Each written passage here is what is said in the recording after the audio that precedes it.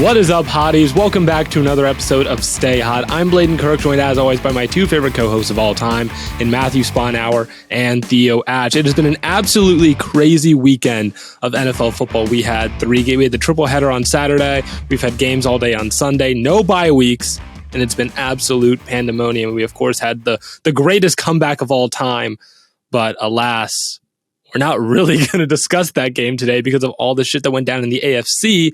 We're going to have to kind of take a look at what the AFC wildcard picture could end up looking like.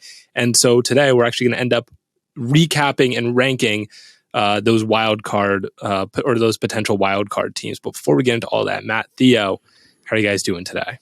Oh, I'm buzzing, Blaiden. This was the greatest, one of the greatest sports days of all time. And this episode cannot pass without me talking about the World Cup final, which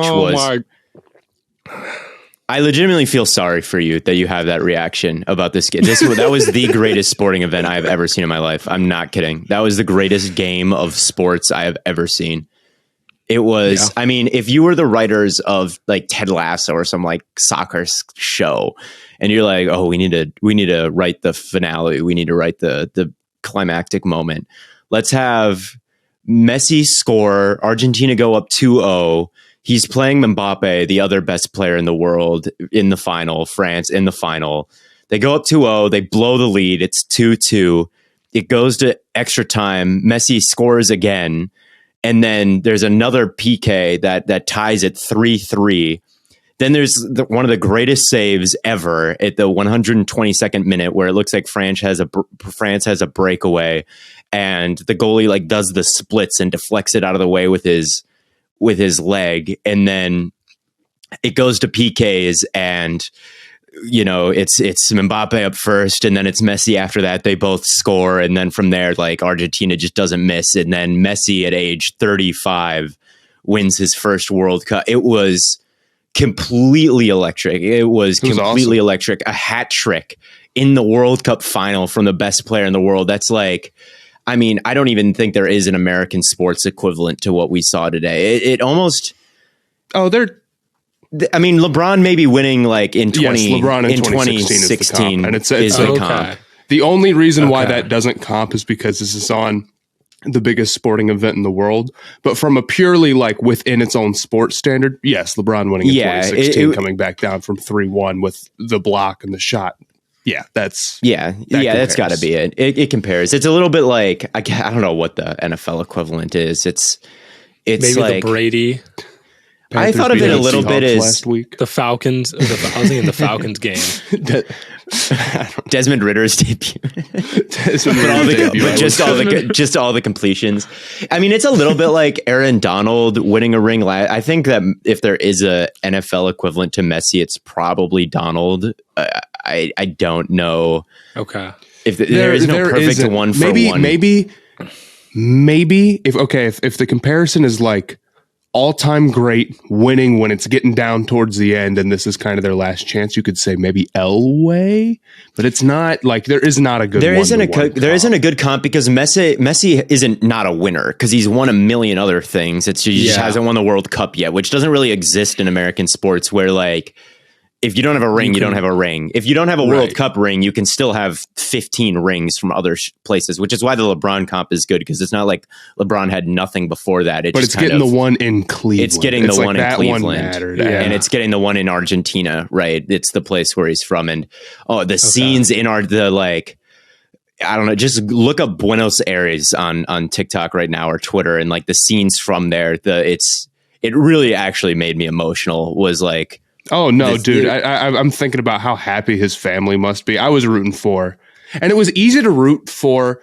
Argentina because it's like the other guys got one last time, so it's not the end of the world if they don't win. Not that I have anything against France, but it's like they're okay, and their best player's 23, so he gets more shots at it, and he already has one. This is it for Messi, and they want him to win so bad, and all the fans are outside of his grandma's house. It's like, no, it was awesome. It was really sick. I stopped my workout to watch it. Grandma's house? No, that's the scene from Buenos Aires where I think it was after he scored. I don't know exactly what point of the game, after it was over or when he scored in OT or the first one, but It's literally a shot from like a skyscraper, like looking over Buenos Aires and all the apartments, and no one's out on the street. Everybody's in watching the game, and he scores, and just the entire city just erupts in cheering, like the whole thing. It sounds like you're at a stadium, but it's literally just a shot of the skyline. I mean, it's so chilling to hear that. Like and you kind of get hit with the weight of like the entire nation is on this guy. I want you to understand that is what would happen if the Browns won the Super Bowl. Sure, Blaiden. It's about the Browns. Like no, like it's yes. Every city, I'm sure, it would be like that in Green Bay or anywhere that wins this. But like the World Cup is different, man. It is a different animal to soccer. Like yes, it would be like Cleveland, but the entire country is Cleveland. It's weird. It's weird how much it matters, and it's weird how much you can feel it, even if you don't if you don't watch much soccer, you can just feel it from this game. Like my family watching it, like we're not huge soccer fans, but it's still like, oh my God, when you see something like that. So I had to start out the show hyping up the World Cup final because it was. I mean, it was all right. It was a movie. It was for real a movie. No cap. No, it was pretty sweet. I mean, I'm not a big soccer fan, but I felt pretty drawn to the game, and I was cheering pretty hard for Messi, and I was in the parking lot at the YMCA. Getting pretty hyped. Was it like the Buenos Aires at the parking lot of the YMCA? The entire yeah, but like if it was just one guy in his car. Here's a shot of the Gahanna, Ohio, or the Cincinnati, Ohio. Nice. Nice. No way. The entirety of the Cincinnati, Ohio YMCA going nice. But it makes me really excited for the U.S. to win in 2026. So. I know that's going to be Tyler Adams in 2020. It's going to be John Morant and Tyreek Hill switching over to soccer and getting it. All right, yeah. As we said, if they played soccer, Tyreek Hill, 45-year-old. It's gonna be Bron. Well, he's still growing. Season 35, Bron winning the World Cup. No, the Ballon d'Or. Anyway, oh man, he's shrinking as he gets older, and we'll fit into that. Think about LeBron as he's shrinking and becoming more nimble. He's going to make the transition over to soccer. He's always adapting his game. I wonder, does like being like taller help as a goalie? I feel like goalies are tall, but they're not like basketball player tall. I think it does. Help. Like obviously, there was a 6'8". There was like a 6'8" goalie. I feel like, yeah. I mean, as long as you're not sacrificing like kind of that twitchiness and the ability to, if obviously you want to be that, but I can't imagine there's any really short goalies. I imagine there's a threshold. If I was scouting a goalie, I mean, I'd want to be tall. Yeah. The rest of this, I always find it funny. They're like, bro, if Aaron Donald played soccer, we would be like, what is Aaron Donald going to do? Like, I don't know. There are no soccer players that look like him. Soccer was like, a contact sport, we'd be up. Right. If it was rugby in like America, then Aaron Donald might clean up. But I always think that's a funny example that people use when they're like, oh my gosh, if our athletes played soccer, imagine Aaron Donald. Like, okay, he'd probably get tired within like 20 minutes of running around, and let's get an Ndamukong Suh out there. Actually. Yeah, I'm sure you did a great job. If Justin Tucker played, actually, this is not a good time to push Justin Tucker. I'm making a mistake. This is my fear right now is that he will be first team All-Pro anyway, just off of name value. Watch out for this. If that happens, I'll be the guy out there screaming about the wrongdoing. Is Daniel Carlson still perfect this year? I literally have no idea. I have no fucking clue, man. Hey fellas, this episode of Stay Hot is brought to you by our favorite producers of ball trimmers, Manscaped. The global leaders in below-the-waist grooming are leaving 2022 with a brand new product, the Preserve Cologne and Preserve Body Wash. 2023 is the year to up your hygiene game and smell amazing. And Manscaped wants to help you do so with this special offer. Use the code STAYHOT for 20% off plus free shipping at manscaped.com. Take the leap into the new year and join the 7 million men who already trust Manscaped. 2023 is on its way, and the last thing you want to be is the guy with pubes ruining your new year. Well, let me tell you about another product, the Manscaped Lawnmower 4.0. It's the star of the performance package, or as I call it, the perfect package for your package. Manscaped engineered the ultimate groin and body trimmer by focusing on intelligent functionality and incredibly comfortable grooming experience. Make sure to finish up with the Preserve Cologne. It's light, it's woodsy, it's a scent that answers the call of the wild by leaving you smelling like a man forged from the earth. It's also cruelty-free, dye-free, paraben-free, and vegan. So you know you're in the right hands while smelling right. 2023 is on its way. The woods are here and smell amazing. Are you ready to jump in and join me with Manscaped? Get 20% off and free shipping with the code STAYHOT at manscaped.com. That's 20% off with free shipping at manscaped.com and use the code STAYHOT. Happy New Year to your balls. Speaking of the Ravens and just of the AFC North in general, the Ravens lost and the Bengals won, which means that the Bengals have sole possession of the AFC North now, and the Ravens are struggling without Lamar Jackson. The offense is just nowhere to be found. Let me ask you guys, not even a question. Enough of the Tyler Huntley needs to be a starter somewhere.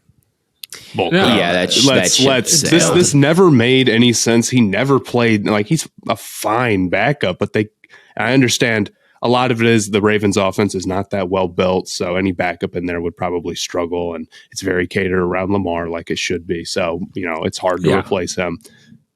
He's not a starter. And this has been a ridiculous, the backup is playing serviceable and not turning the ball over 10 times. Let's say he should start somewhere. Right. No. I was live on TikTok last night and people kept asking me, it's like, damn, what's the problem with the Ravens? I'm like, they don't have their best player. They're missing a top 10 player in football. There's no secret. There's no big take about this.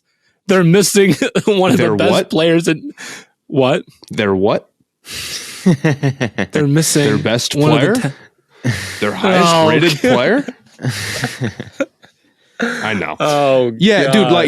dude. What's the Ravens' problem? They don't have Lamar Jackson. Their defense is playing pretty tough, but this is Lamar Jackson may be getting $1 billion this offseason because holy shit, man.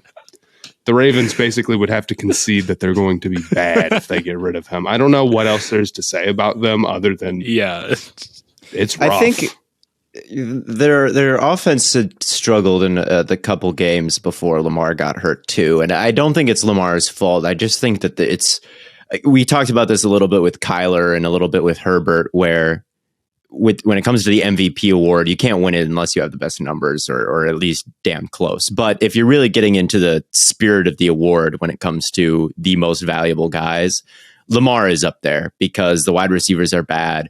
The offensive design is messy and looks everything looks kind of difficult. Messy? And it looks a little messy, but it actually looks nothing like messy. It looks very difficult. But so even when he comes back, I just don't know if this passing offense, which is the easiest way to get good, is be able to move the ball through the air at a very efficient rate and a very high clip. And I just don't know, as great as Lamar is, if his skill set with those weapons quite make you a high-powered passing offense, which just makes your road much tougher. And they're a good defense. Mike McDonald is kind of a mad genius. They replaced Wink Martindale with just someone who does even crazier stuff. And you'll have guys dropping from everywhere. You'll have guys dropping from, the linebackers will mug up and fly all over the field and into the deep half. Not that's a little bit of hyperbole, but they kind of run an everything defense. You just never ever know what to expect. And it started off a little bit rough. You can imagine all the blown coverages early in the season, but it's gotten a little bit better. And I think the addition of Roquan Smith has helped. He is a great fit because he's so smart and he is so fast and fluid that he can get places quickly and he can drop into these zones. He's so good in coverage and he's a great blitzer. So he's a perfect fit in that defense, and it's really unlocked Patrick Queen a little bit too. So I like the way the defense is playing. I like Lamar. I like, J.K. Dobbins is back, and I think he looks a little bit gimpy still. to maybe not quite where he was at his rookie year, but he's been effective. I like the running game, but I tier the Ravens, if we're tiering these wild card contenders, above a lot of these other wild card teams, because I do think they could, I do feel more comfortable with them than I do New England, for example, or even LA at this point. But they're not a perfect team, and I do think the Bengals are comfortably better, and they're just built a little bit better for 2022. They're the most frustrating, good team. They're up in that tier with but they're very, very annoying. And I agree. The passing offense has to be more. Their strengths are all their when people talk about positional value, what has low positional value, what shouldn't you spend resources on? That's where the Ravens are good. They're good at running the football, and they're good at off-ball linebacker, and they've invested tons of resources into safety, with Kyle Hamilton and Marcus Williams, and the edge rushers aren't really that crazy great, though the wide receivers, although certainly there's guys who have juice on their edge rushing duo, but Houston's really old at this point. He's not someone who's consistently great at this point. He's very good though. He's still way too good for his age, but they don't have any wide receivers. So it's just kind of built way differently than every other team. And it's still good because they've got a lot of good players, but it's just not quite built in the most optimal way. And they're kind of zigging while everyone else zags, but their zigging is it's kind of like a messy zig. I don't know. They can't throw the ball that well, and they're good at a lot of other stuff, but that kills them. I don't know if it's more complicated than that. And then without Lamar Jackson, they suck. Yeah. There you go. Yeah. And Lamar I don't think I'd give Lamar the injury prone label. It's not like he's always hurt or misses long periods of time constantly. I will give him the always sick label, though. He's got to get through the playoffs. That guy gets sick and misses a game with an illness twice a season, it seems like. He's got that medieval child immune system. He is plague. He has, I don't know, he needs to take some vitamins or something. But if he could stay healthy, when we say stay healthy, I legitimately mean stay not ill through the playoffs. I still think they're dangerous and a high tier wild card contender, but I don't really view them as a really serious Super Bowl contender at this point. I don't view them as really serious. I don't think they're consistent enough on offense. You see someone just passing by, you're take care. That's actually what you say. Take care of yourself, man. Yeah. Stop. I don't know what he's doing. Just licking doorknobs or whatever. Licking doorknobs. But no, I mean, we talked about the Bengals are probably head and shoulders above kind of the rest of this group here. The Bengals win today, to me, felt like you're if I'm arm wrestling my little sister, and you're letting her win, and then right as they think that they have you beat, you just crush them.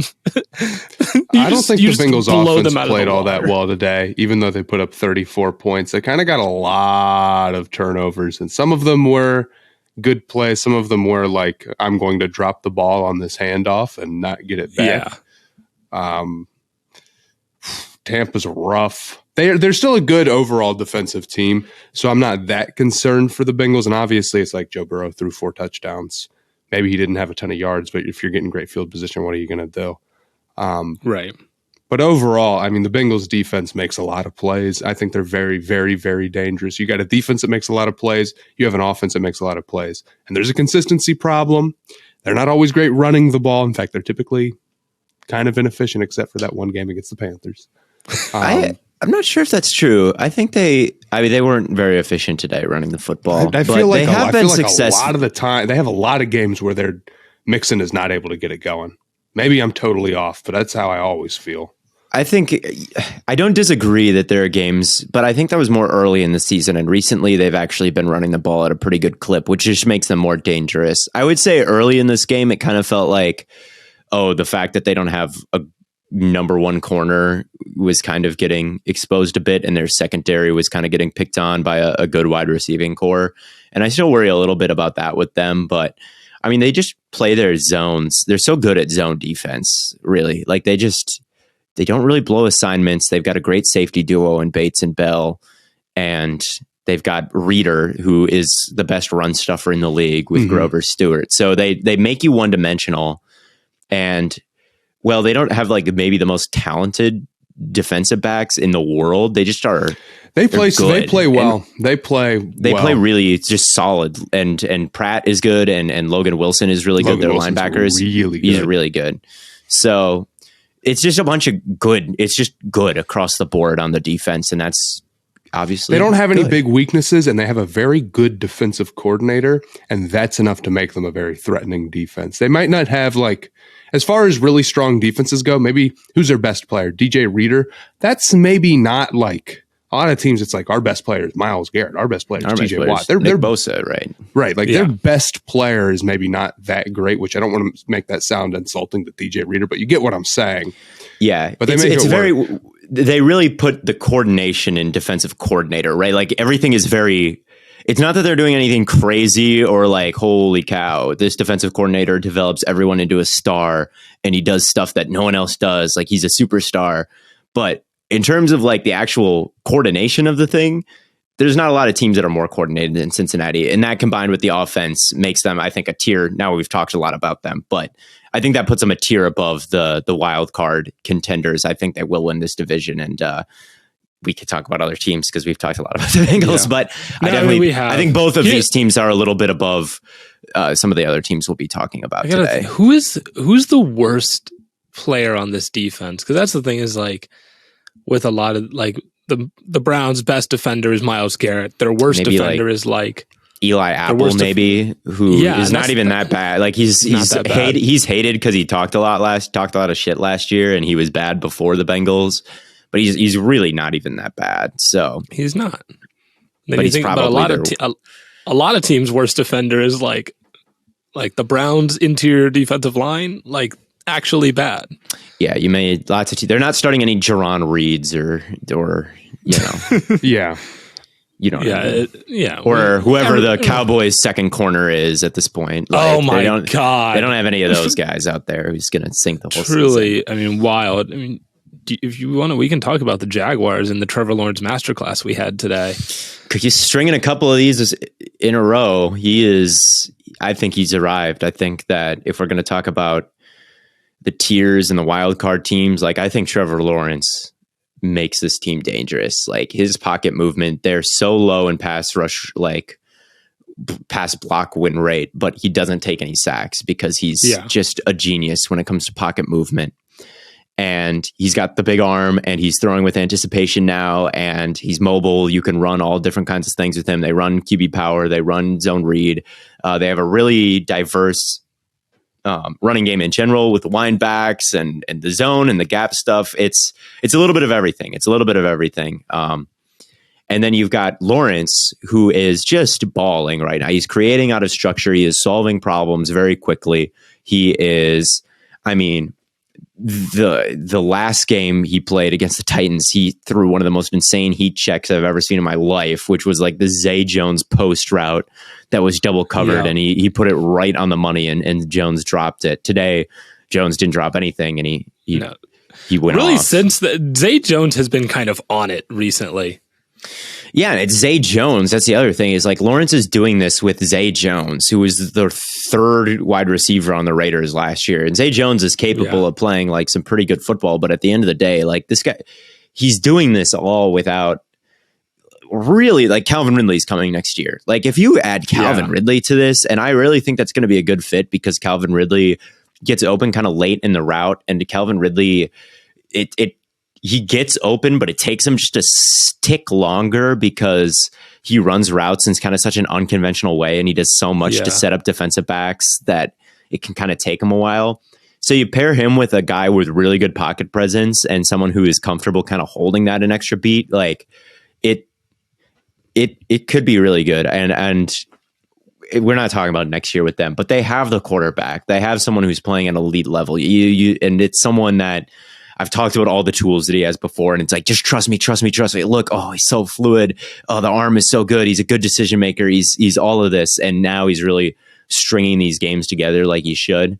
And I think that alone makes this a pretty a pretty dangerous team, even if there are some flaws, which we'll get into. But yeah, I would agree.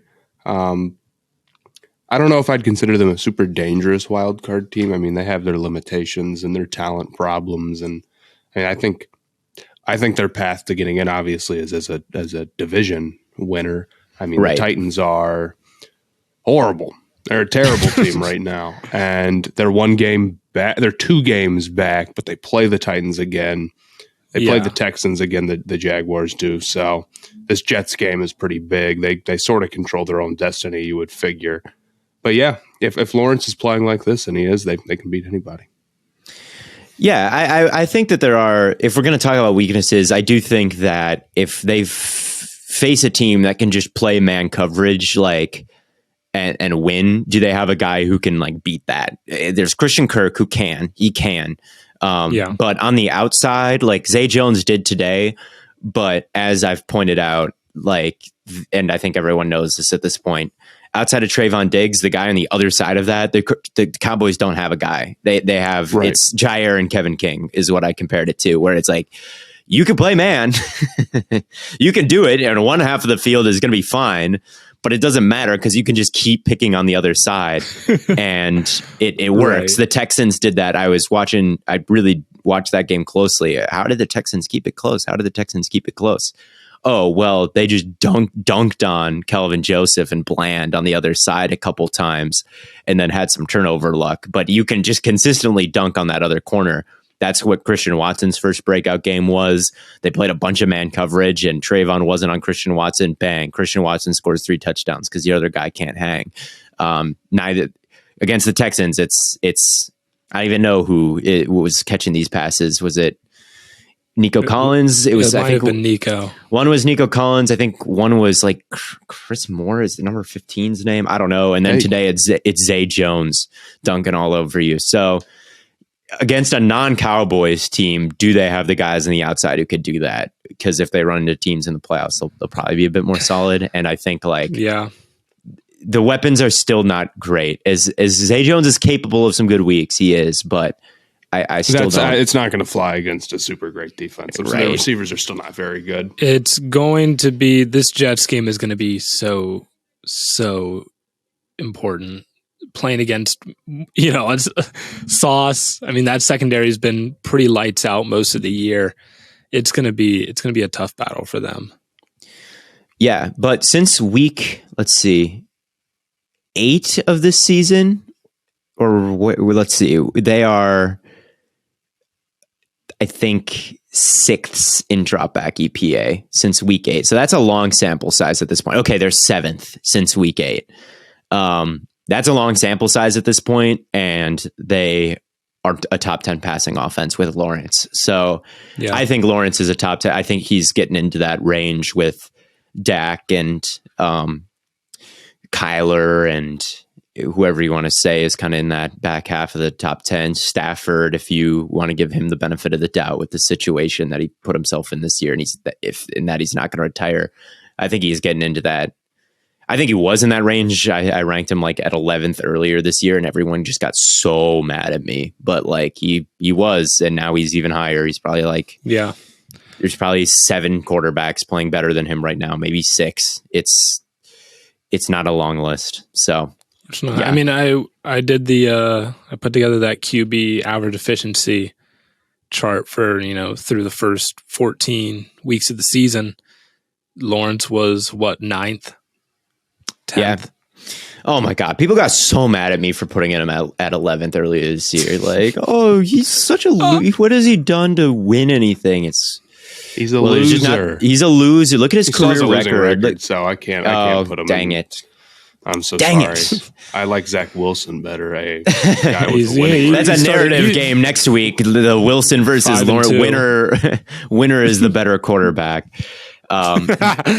The other problem with them is, I think since week 10, I looked it up, they have the worst EPA per play against them on defense. So and the Cowboys put up 34 on their head today, and the Lions put up 40 on them. They've got Tyson Campbell. Tyson Campbell's pretty good, but they've kind of had a revolving door at linebacker. I know Jevin Lloyd was always in the wrong spot for a couple weeks, and now they're going with Chad Muma, and so there's been a little bit of a problem. Lloyd played more today. I could be wrong. He could, yeah. Well, but yeah, I don't disagree with your point. I'm just saying. Yeah, and I think Tyson Campbell's very underrated, but the other corners are a bit inconsistent, and their pass rush, like Trayvon Walker, is I think a good player right now. I think he's going to be a solid contributor for them for a long time, but he's not like this superstar that can totally. He's a project havoc in year one. Right, and same with Faloranzu Fatukasi, right? He's someone who's a pretty key player for them, but he's a run defender, right? And their run defense is a lot better than their pass defense. So yeah. I think that they do some interesting things on defense, and they've got some interesting players, and they line up in a lot of strange ways with everyone kind of everywhere, and anyone can come blitz, and it's a very interesting front seven to watch, but it hasn't really resulted in a lot of a notable amount of pressure. It's not like they're horrible at it, but they need a little bit more help on defense before this is a truly, like, Tyson Campbell could take another leap and you add a good second guy, and then all of a sudden it's like, okay. But at this moment, I tier them above the Titans if we're ranking these things, but below the Ravens, I would say.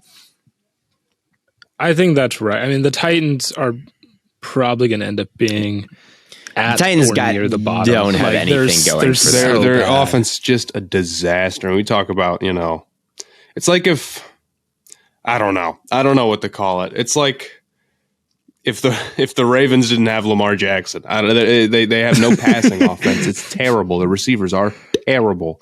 I know Burks has been kind of up and down this year. Not the worst. He's been good, but he's always hurt, right? He's got a concussion right now, and he was hurt earlier in the year. Tannehill's been hurt all year. And they're you know what they're like? They're like a Big Ten team almost.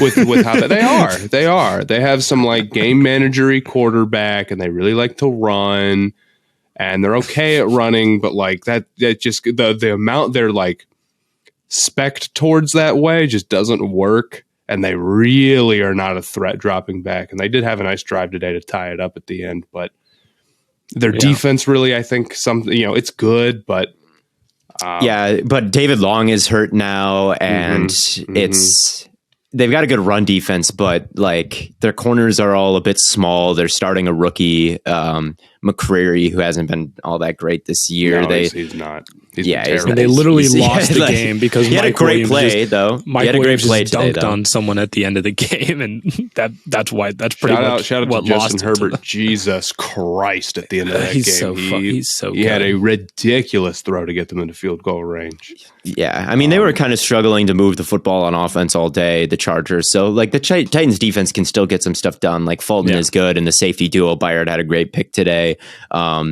McCreary had a great play at the end of the first half where he volleyball batted it back in bounds and it got that was sweet, man. That was really a sweet play. Yeah. It reminds me of that Oklahoma State play all those years ago. That's exactly where my mind went. That's like an all-time highlight. It's an all-timer. Like, but the Titans are just, they got a lot of work to do on offense. They don't like.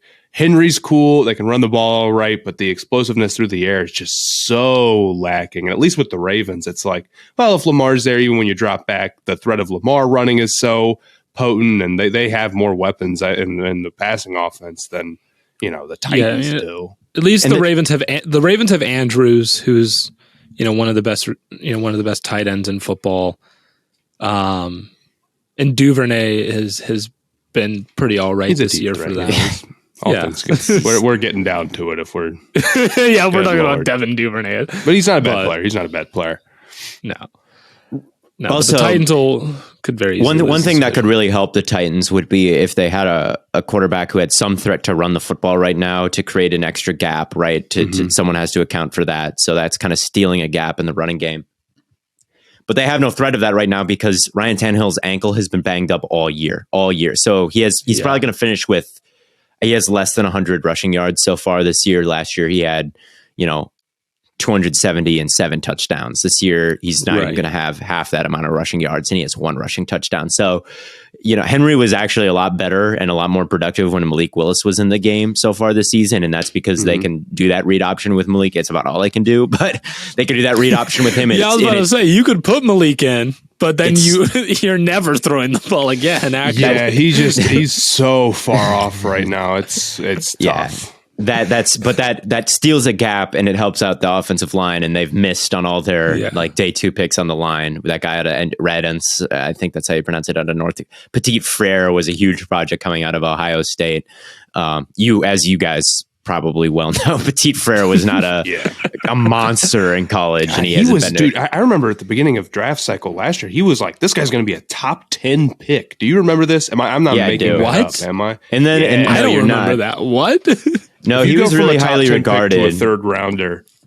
He was really highly regarded, and then damning. Aiden Hutchinson like ran him over, and then it was like he's a little bit like Sean. Okay, that's why I probably don't remember. A little bit like Sean Wade. Sean Wade was getting first round hype, and then like he got his. I don't know if I've ever seen a corner get scorched more than Sean Wade in the back half of I think the 2020 season. Nah, see, real ball knowers knew that Sean Wade was bad after the Purdue game, when Rondale Moore had this dude begging for mercy. That happens every once in a while with Ohio State. Sometimes they don't lose their draft stock. Sometimes it's an Eli Apple or a Damon Arnett or something like that, where it's like, okay, I'm glad for him. I love him. I don't know. Yeah, but anyway, Sean Wade was getting torched a long time ago. I really think that's the only thing that can really save this Titans offense is if somehow Tannehill gets some of that mobility back, and you can kind of add that back into the offense, and that'll help everything. But he got hurt again today, and there was that shot of him like mournfully looking out of the blue tent, which I thought was one of the funniest images. I died when I saw that. I was like, who is that? He's like peering through all the quote tweets of like off of that, and the SpongeBob looking through the blinders image there. But yeah, they're then he came back and he drove them down the field, only to leave Justin Herbert too much time. Yeah, so they've got some good things going for them, but it's just not enough firepower. And it's, again, like you need to be a good passing team, and you just can't when Robert Woods is your.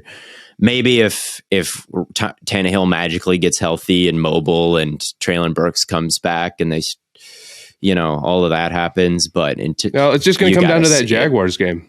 That's what it's going to come down to. They'll probably They'll probably beat the Texans, but this team is so bad on offense, you never know. And the Texans have been playing tough the last couple of weeks. Tough. They've got good. I'll say this: they have a decent defensive line. Number 45, he impresses me when I watched that Cowboys game. 45, whose name I know, but I don't know it well enough to pronounce it right now. It's like Ogbon something like that. I'm sorry for horrifically botching your name, number 45. But that guy's got some real juice to him as a pass rusher, like real bend, real power, a great spin move. And they've got Malik Collins, who is also very good. And over the last half of the season, like their pressure rate has honestly been kind of high. And that makes them a bit of a tough team, because I think they can line up against bad offensive lines and win. So that's the one thing the Texans have going for them. I don't know. I didn't watch this game because obviously it's Chiefs Texans. I looked at the stats, and Mahomes was like 36 for 41 or something ridiculous. Like he didn't throw any incompletions all day. So I'm like, fantasy for me today, man. So it's like, what exactly happened here? If Mahomes had a master class, and I know they rushed for a bunch of yards too, Kansas City. So I was like, what happened? I assume it's the pass rush. I have to imagine the pass rush wreaked some havoc, and there were some sacks and dumb penalties or holdings that they forced to put them behind the sticks. But I don't know what the hell happened to this game. Just looking at the box score, it doesn't make any sense. The Chiefs lost 2 fumbles, and that'll do it. Yeah, the Texans scored 2 touchdowns off of Chiefs fumbles. That's kind of what happened. All right, okay. But anyway, I didn't watch the game either, because why would you? Yeah, like it's Chiefs Texans. Come on.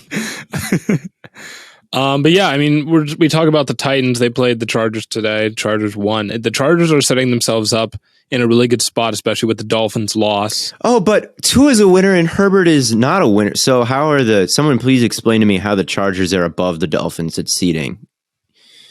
This is what I was told is the Dolphins were you winners. Don't judge players You don't judge players off their win-loss record. Come on, man. Well, now Herbert has proven himself because he's a higher seed. He's a very different player than he was 3 weeks ago. Now that Herbert has the same win-loss record, I've reconsidered what quarterback wins mean in this debate. And Herbert is just taking we've never seen anything like this from Herbert before. Like the last today, he just took his game to another level today. Because they scored 17 points and won, as opposed to all of those games where he scored 25 points and lost.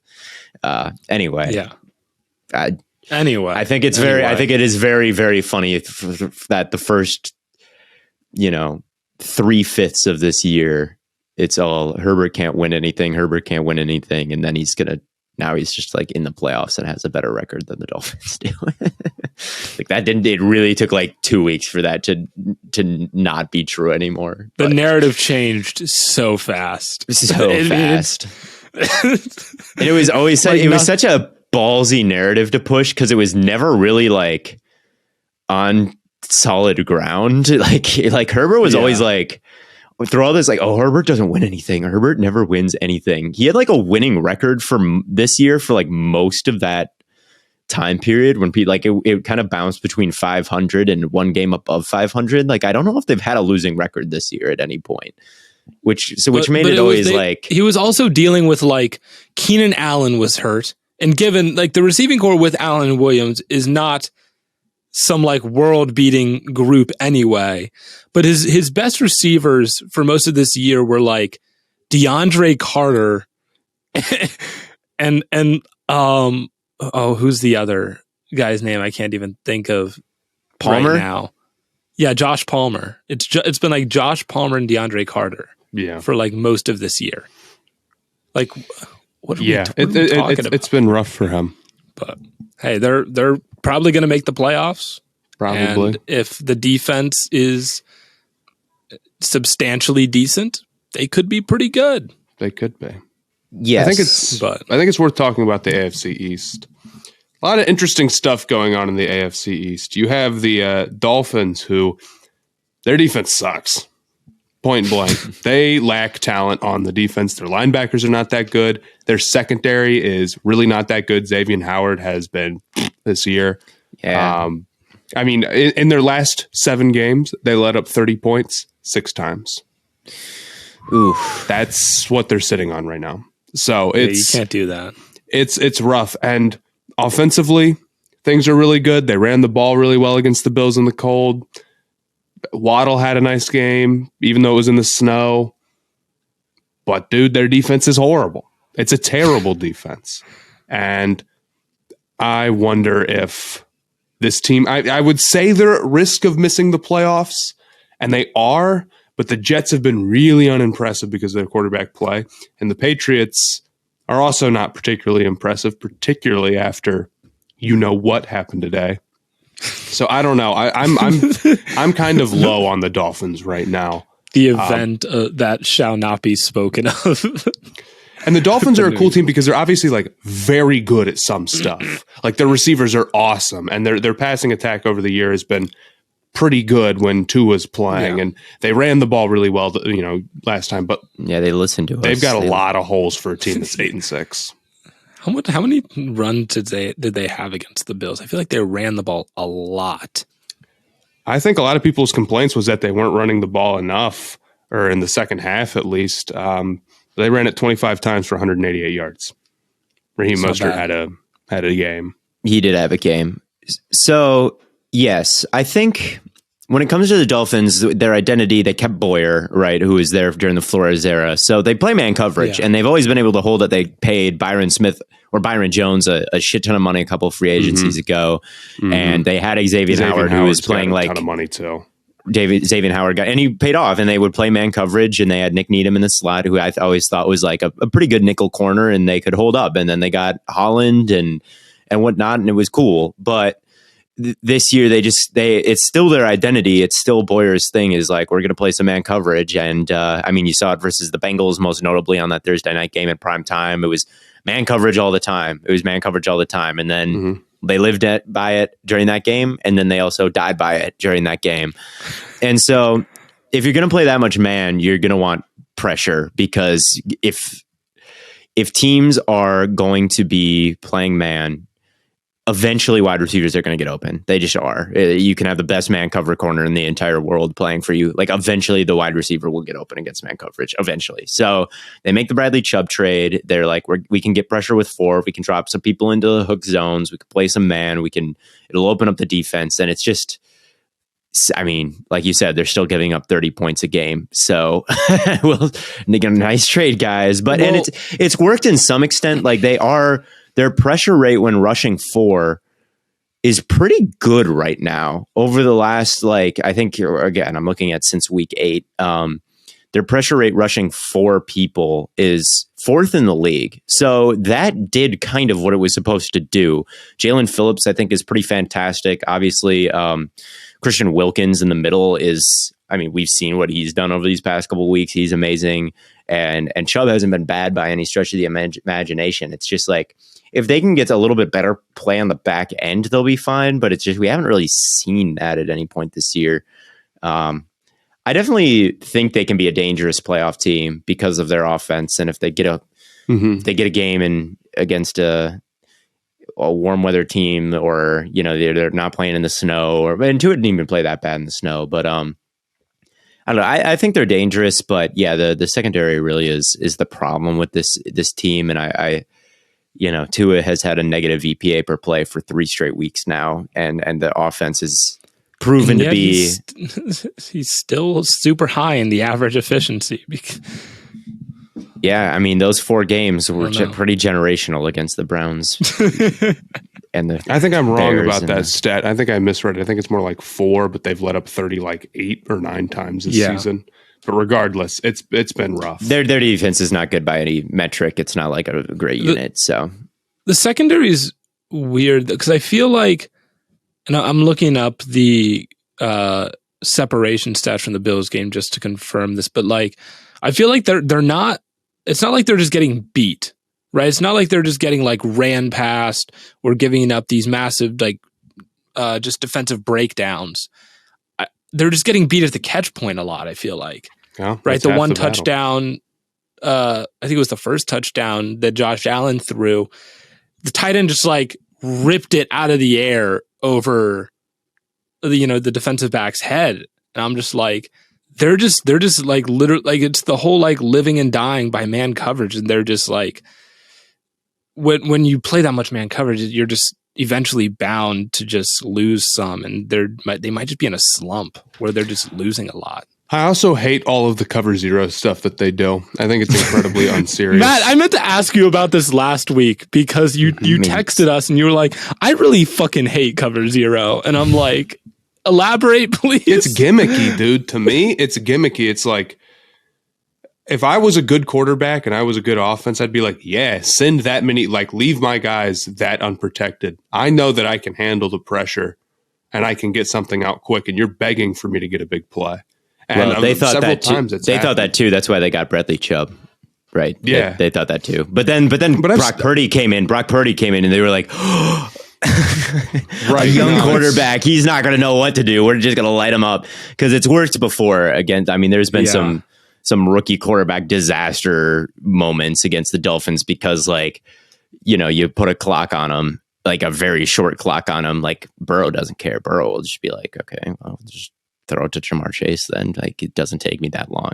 But like, maybe a rookie will be like, hey, I don't know what I'm doing. But like, when you get in the playoffs, is that something you're going to be able to seriously do? I don't think so. And I know because you're going to be playing, because you're going to be playing those you're going to be playing Burrow. You're going to be playing. Maybe you won't be playing Brady, but you'll be playing Mahomes and Allen, who will just be like, thank you. I'll throw my one-on-one to Stephon Diggs. And but that's why they got 4. And they've given up more yards in man coverage than any other team. Yeah, they've given up more coverage in man coverage. They've given up more yards in man coverage than any other team right now. They've gotten 4 picks doing it, which is the second most in man. But they've also given up 8 touchdowns and 1,119 yards in man coverage this year, which is partially just how much they run it. Obviously, when you run it that much, you're going to be pretty high in the rankings. But So I don't know just how useful of a stat that is, but they've also given up this is a more useful one. 7.6 yards per coverage snap in cover one, which is just below, wait for it, it is below the Bears and it is below the Falcons. And that's it. That adds up. So, and I don't know. I think long term, it's really concerning with how much they've invested. I mean, they've got a lot of money invested in these corners. And for that to not be working, it's like team structure wise, it's hard to move on from that. Now, I haven't looked at the contracts, so maybe it's, getting about time where they can get off of them. But I feel like both those contracts are recent enough so where that is not the case, and they're maybe a little bit. I wonder if they'll fire Boyer here if they lose and they give up 30 points in the playoffs. I wonder if they'll be like, well, he's not our guy. If McDaniels will be like, that's not my guy. I kept him from the old regime. Like, let's get into some of this, less of this man stuff, this zone stuff. We can get pressure with Ford now. Like, let's just put a roof on this thing and see if Phillips and Chubb can go kill you. Like, I think that makes more sense considering where their front is at and where their corners are at. I think they'll probably be looking to move their defensive philosophy here pretty soon. But yeah, I think they're a dangerous team still. As much shit as we've talked about them. I mean, Xavier Howard, with that many explosive players, is dangerous, right? And all it takes is like one Xavier Howard pick. You steal a possession from them, and you can win a game in a one-on-one in a one-game series in the playoffs. So I still think they're a dangerous team if they can get in. I might even like them more than the Jaguars, who have they have Lawrence, but their wide receivers aren't nearly as good, and their defense. I think I like them more than the Jaguars. Oh yeah, they're better than the Jaguars. The only thing I might say, I don't know if I'll necessarily say that I like them more than the Jags. I will like them more than whoever doesn't win the AFC South, if that makes sense. Well, whoever doesn't win the AFC South is not making it in here. So that's what I'm saying. Team with a losing record. Yeah, dude. Well, hold on. The Dolphins are better than the Jaguars. That's not. Well, yeah, but it's like if the Jags win the division, they're still going to be in a better position. Like, they're going to be the 4 seed at this point. That point. Seeding, but yeah, I guess I would say the Dolphins are a better team, but like in terms of like positioning in the playoffs, like they're like if the Jags were to not win the South, like I wouldn't pick them over. Well, they won't. If they don't win the South, I think the Dolphins are more threatening against anybody than the Jaguars are against the 5 seed. The Dolphins are going to make the playoffs because everyone beneath them at this point, like, is not like the Patriots are basically fucked. Like, I don't have any hope for them right now. Well, let's talk about that. Because I mean, do you say that if Jacoby Myers doesn't throw that ball directly to Chandler Jones? Losing this game hurts. This was a bad loss. They go Dolphins, Bengals, Bills. Oh, yeah, they needed to win this. Yeah, they needed to win this game. So it's a valid take. Now, it's not unthinkable. This is only 3 games. The Jets or the Patriots could beat the Dolphins and somehow sneak over them, and the Dolphins could blow it down. Like, that's not unthinkable, but like, yeah, the Patriots having an all-time gaffe to stay below. Let me. What was he thinking, dude? Like, no, literally, it's laughable. Here is what I think happened. I think that Stevenson was running. He's like, I may as well lateral it. There's a guy right here, and who knows? And where could it possibly go? And then Jacoby Meyer gets the ball, and he's like, so I guess we're lateraling no matter what this play. Mac Jones, I see you 30 yards away. And then, I don't know what he thought was going to happen because yes, you're right. Like, I don't think that play from the very that is what happened. From the very beginning, I don't think that was like, we must lateral to win this game. No, it was not. They would have done like a screen. They wouldn't have ran the ball. But Stevenson thought it was safe too. And then a minor lateral 1 yard back is a big difference than like, we have to keep the ball alive no matter what, or like we lose a game type scenario, which they weren't in, which is the only situation where what Jacoby Myers did would make sense. The dots are so funny because you see Myers and you see him get the ball and there's just this wall of Raiders defense. The play is over and you see him run like 10 yards backwards, and Mac Jones, it is truly laughable how little of a chance Mac Jones would have had to do anything with that if he even caught it. Mac Jones would have, there was nobody behind him, right? He couldn't have lateraled to anybody. The only people around him were the offensive linemen kind of like slowly working their way upfield. Like all the skill position play.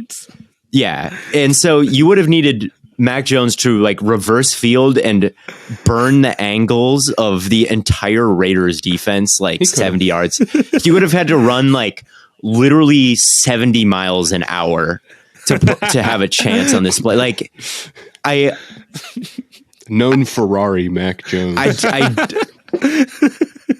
Like it is hilarious how little of a chance when he released that ball to throw it backwards had at doing anything. It was so unbelievably pointless. Here's really, this was Jacoby Meyer's strategy. Because I just got off the phone with him before I hopped on the podcast, and he said that he was attempting to throw it to Mac Jones, and then him and Ramondre were actually going to keep running behind Mac Jones, and he was going to toss it up back to them, and then so like an illegal trick play type deal. It's not a exactly. The real question I have about it is what the hell was Mac Jones thinking when he saw this ball out of fucking nowhere coming his way? Where it's like, oh my, I guess it's going to me. A heart attack. I guess he it's had a heart attack, man. And to just get clobbered for game, that's tough. He's got. I was thinking about someone this. I posted a video of it, and someone said Mac Jones got baptized. I was like, he got dribbled like a fucking basketball. I think one thing that needs to happen, and this is the future of sports highlights, by the way. So if any game developers are listening right now, this is your $1 million idea.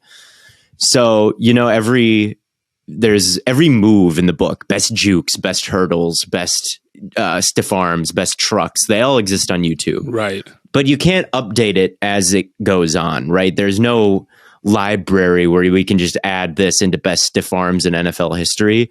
You'd have to redo the whole video and just add this, which wouldn't really be worth it, right? Because it'd be all the same stiff arms as before.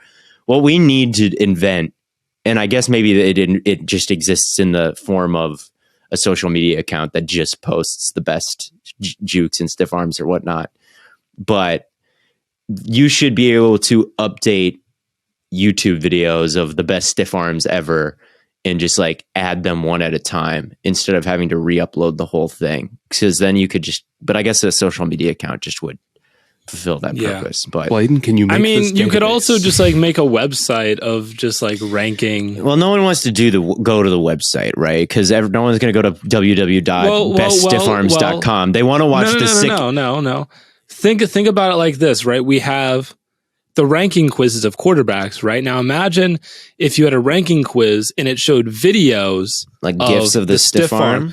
Yeah, and then you could vote on what stiff arm is your favorite, and then at the end you would have a ranking quiz of your favorite stiff arm. You could, but there has to be the YouTube aspect of this somewhere, because people don't want to. When people want to watch Tavon Austin's college mixtape, they'll just go to the YouTube video. And when people want to watch biggest stiff arms of all time compilation, they just want to watch the video. So we should just be able to add this stiff arm. There needs to be a way to add stiff arms to the video as it happens. But anyway, that was what I was thinking.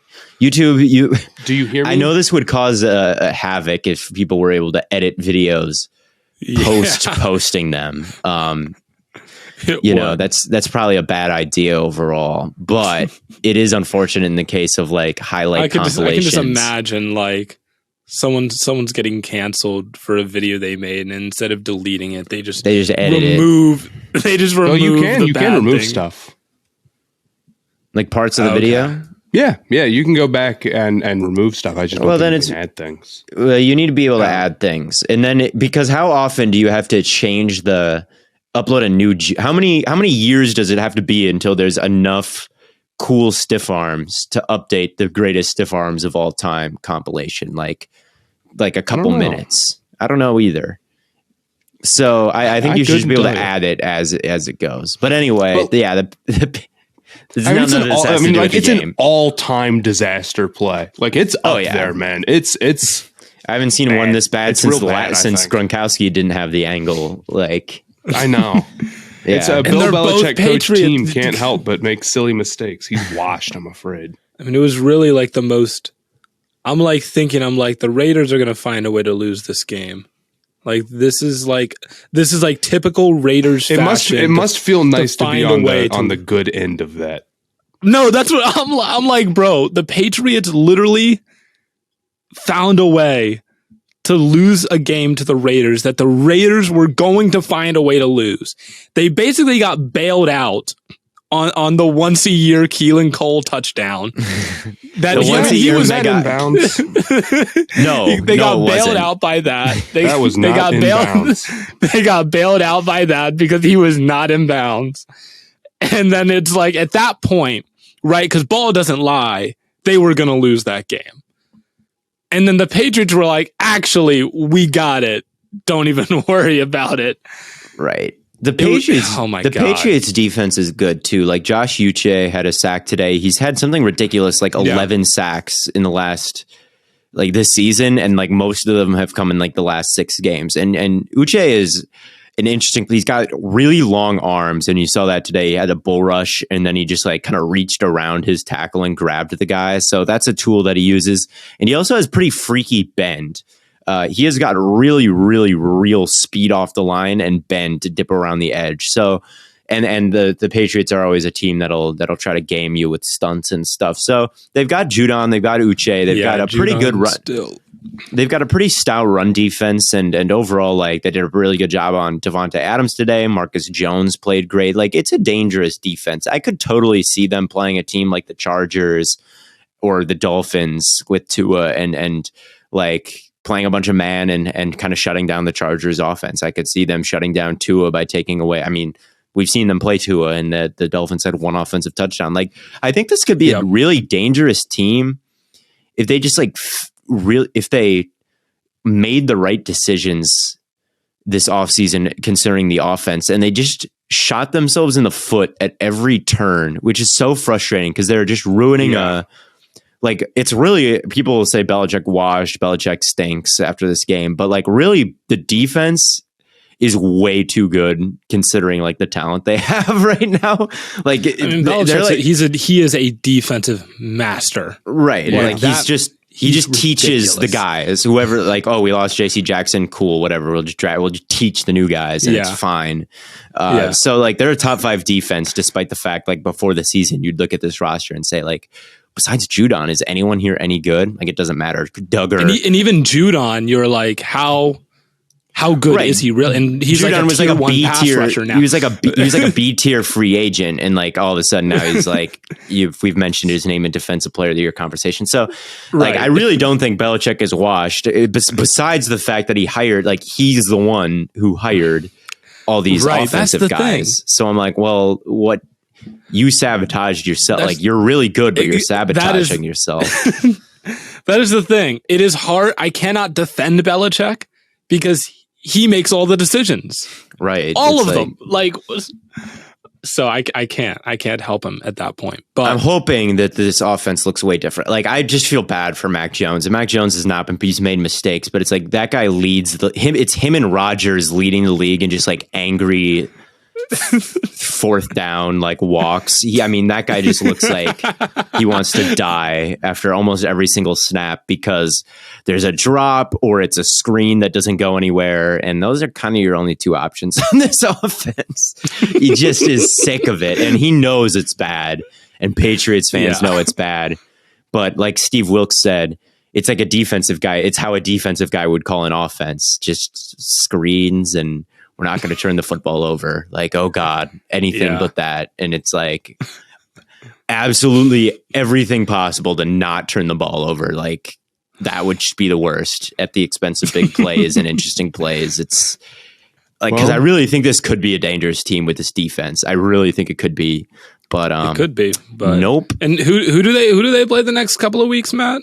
All the good teams, I guess. I believe all the good teams. I believe it's Bills, Dolphins, Bengals, which is a tough finish. The Patriots actually have a surprising amount of cap space next year, believe it or not. So it's not impossible for them to maybe add something. But I don't know. I don't know what to tell you.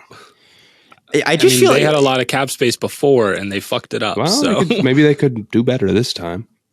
Maybe they don't even need cap space or like new. They obviously need new players to win the Super Bowl, but like really, I just don't want to see. I just want to see a real offensive coordinator calling the plays because it looked fine last year for the most part when Josh McDaniels was calling the play. Like Mac Jones looked great. He looked like a great young quarterback. Like who knows what his ceiling is, but he's off to a great start. And then it just all got ruined. So it's like you can have Jacoby Myers as your wide receiver 1, and it can still look okay. You can have Hunter Henry and this great running game because Stevenson's really good. It's like just get him a real coordinator and just go from there. Like you need more obviously, but please just get a real coordinator. That's like number 1 on the agenda, and they're not any type of serious contender until that happens. And I wouldn't replace Mac Jones. I wouldn't turn to Zappy as rough as the numbers for Jones are going to look at the end of the year. Like I really think he's the future as far as I'm concerned. They called the plays better when Zappy was in, because then when Zappy was in, they were like, we're really going to hold his hand. We're going to play all these play action plays, and everyone's going to just be wide open all the time. It's like, well, why didn't you do that? Like, why was the play calling so much better with Zappy than it was with Jones? Like, do you think Jones is like Phillip Rivers and you can just call the worst plays and he's going to do something anyway? Or he's going to use Joe Burrow? Yeah, he's just going to, I don't know. It's like Jones needs a little bit of hand holding. I mean, goddamn, he's in his second year and his best receiver is Myers. So like, let's try to help him out with some play action or something. I don't know, but I don't know. It's brutal. So it's bad. All of this basically to say that I do not see a world like I think they're AFC a very low picture, tier wild card team. If we're tiering this, I think like tier. The AFC playoff picture as it stands right now is basically set, except for like whoever wins the AFC South will be the 4th seed. But like otherwise, you think like, it's Dolphins? Like I think it's I think the Dolphins are going to be in. Chargers are going to be in. I mean, unless the Ravens just lose out and maybe the Browns sneak in, but like, I don't think the Browns are winning out. So you think it's pretty much set? Ravens, Chargers, Dolphins. Ravens, Chargers, Dolphins seems. I do think the Jets. I do think the Jets are dangerous. I do still think the Jets are dangerous, and I think Mike White is a lot better than Zach Wilson. And I think they can. One thing that really impresses me with Mike White is his reaction time. Like, when a team is playing zone coverage, they're reading the ball and they're reading the quarterback's eyes. So when the quarterback looks somewhere, they'll like prepare to jump the route. And then when they start the throwing motion, then they'll really commit to it. Right. So if there's kind of a slow reaction time and if quarterback looks at something, really has to like think about it and then starts the throwing motion, makes it easy for zone coverage teams because like they're prepared to jump the route. But one thing Mike White does a really good job of is he looks and throws it at like the exact same time. Like he just processes information really quickly when it comes to like, oh, they're playing zone. This route's going to be open. Bang, throw like at the same time. So they don't get any chance to break it up or drive on this thing. Is he a playmaker? No, not really. Is he someone who's going to like create out a structure and like hit the high and the high low every single time and hit the crazy corner shot all the time? Like, no, but he is I think he really is legit when it comes to keeping things on track. And he's tall. He's like 6 foot. He's a big dude and he's got a decent arm. So like, I think he's okay. But I could definitely see a world where they're better than the Chargers, even with Herbert, because Garrett Wilson is better than anyone the Chargers have. The Jets defense is way better than Chargers defense.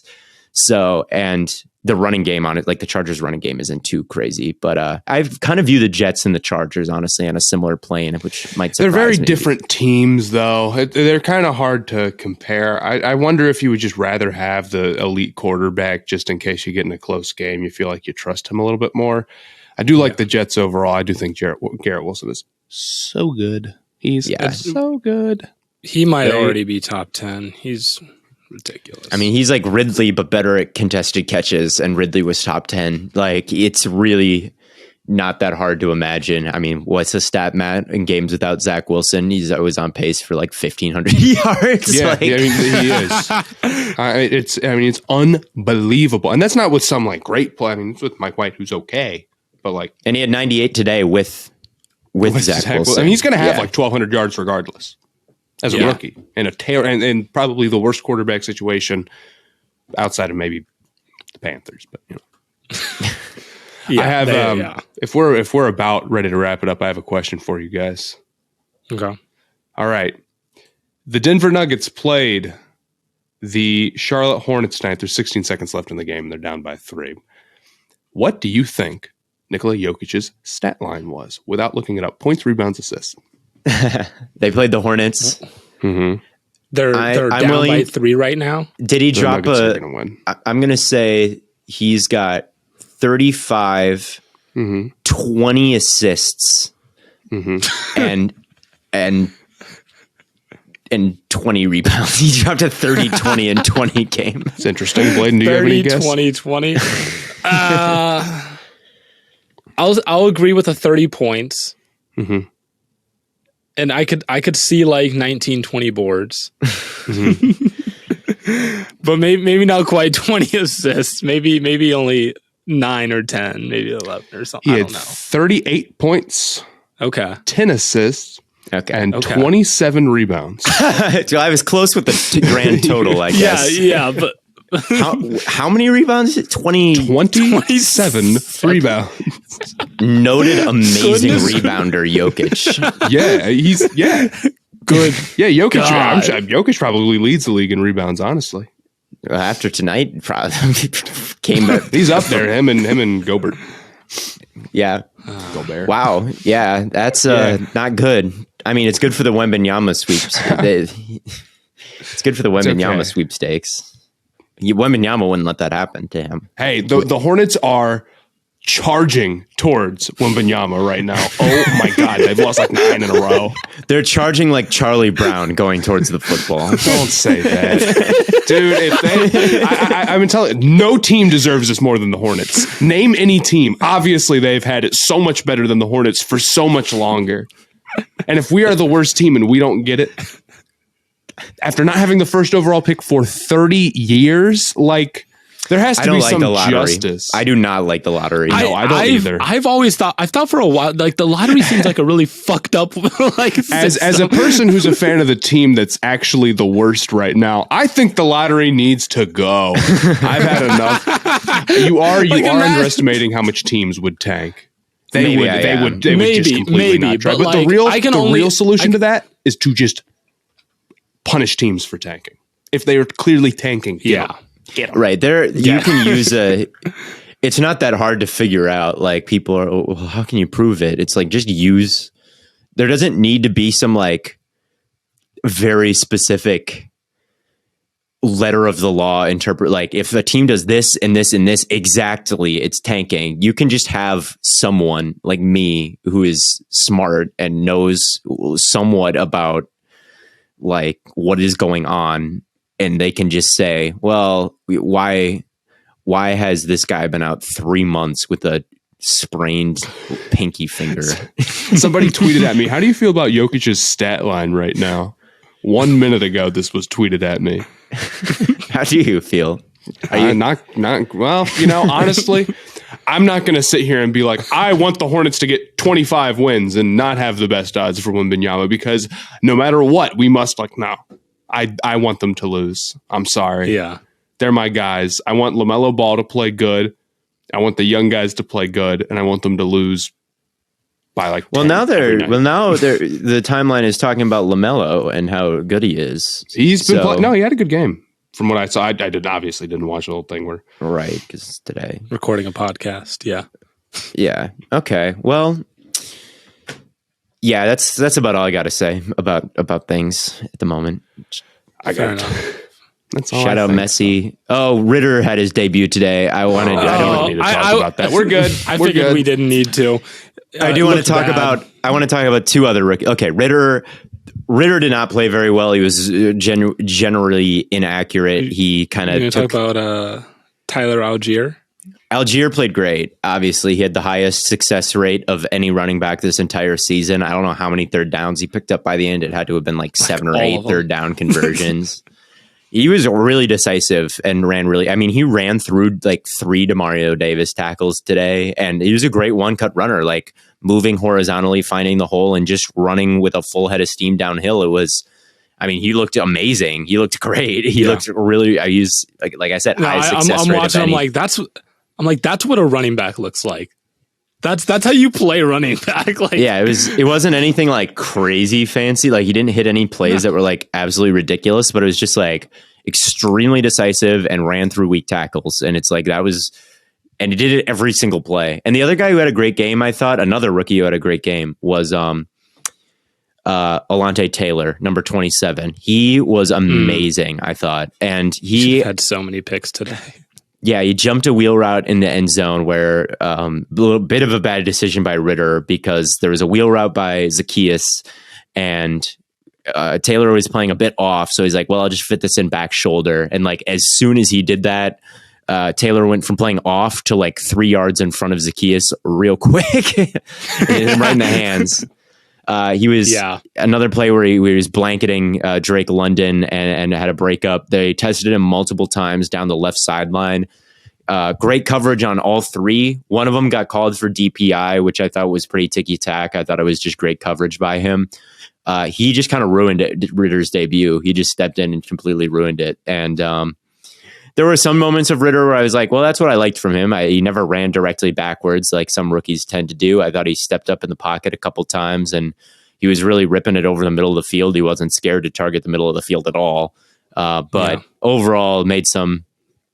He looked confused, I thought at times. I didn't think he looked confused. I just think he looked inaccurate. Maybe confused is the wrong... Maybe confused. I mean, he was inaccurate, but like he didn't understand situations. Like that was another thing that I thought was weird. Like the last play, like they had a decent chance to do something, and he was just like he just like ran. They didn't have a decent. What do you mean a decent chance to do something? I guess maybe a decent chance isn't the right. I guess they didn't really have a decent chance. I don't know. He shouldn't have run out though.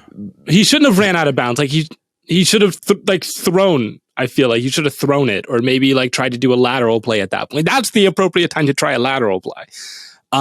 Or there was he was rolling out of the pocket and it was like, I think they had just gotten a turnover and he took like an 8-yard sack and he was like, he couldn't find anyone open. And instead of throwing it away, he took like an 8-yard sack. I felt like that happened a decent amount.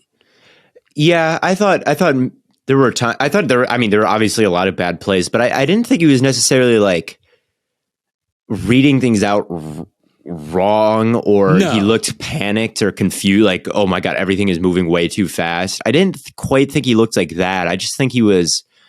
I mean, it was the same problem kind of coming out of school as I thought he looked a bit inaccurate. Like there were some misses where he double clutched to Cordell Patterson and missed that. There was one deep shot where the coverage was good by Taylor, but the ball also landed like 6 or 7 yards too far inside. Like it wasn't even close. So I thought some of the accuracy and on the play that should have been a pick to Taylor on the sideline, like that was a bit too far. Like there was separation there. He just kind of didn't put enough on it and it was a little bit too far inside. So it's like these weren't, I don't know if they were the wrong, we'll have to see the all 22, but I thought the accuracy was, again, it was real bad. The accuracy was a little rough as, and that was his issue coming out of school. That's what the scouting report said. So he'll be better next game. Onwards and upwards for Ritter. Yeah. Who they play next week? I don't know. Well, whoever it is, they're going to beat him. If it's someone good, I don't want to hear it. Jokic got 3 more points, or 2 more by the end, so he dropped the 40 piece as well as the 27. Good Lord. The 27. He's not going to do that on Victor Wembanyama, that's for dang sure. The Spurs will find that out soon. Hornets drafting. He'll never drop this on this. All good. Matt, all I'm going to tell you is that he'll never drop this on Scoot Henderson. The team that the Falcons play next week are 6.5 point favorites over them. So that could be a lot of teams, man. There's I hate to say it, but yeah. But anyway, thank you all so much for tuning in. We have a decent of idea of how the AFC playoff picture is gonna work out. Now, maybe we'll take a look at the NFC here pretty soon as the NFC South starts to shape up a little bit. But until next time, thank you all so much for tuning in. And as always, from Corn Boy, Bird Boy, and Lemon Boy, we will catch you all on the flippity flop.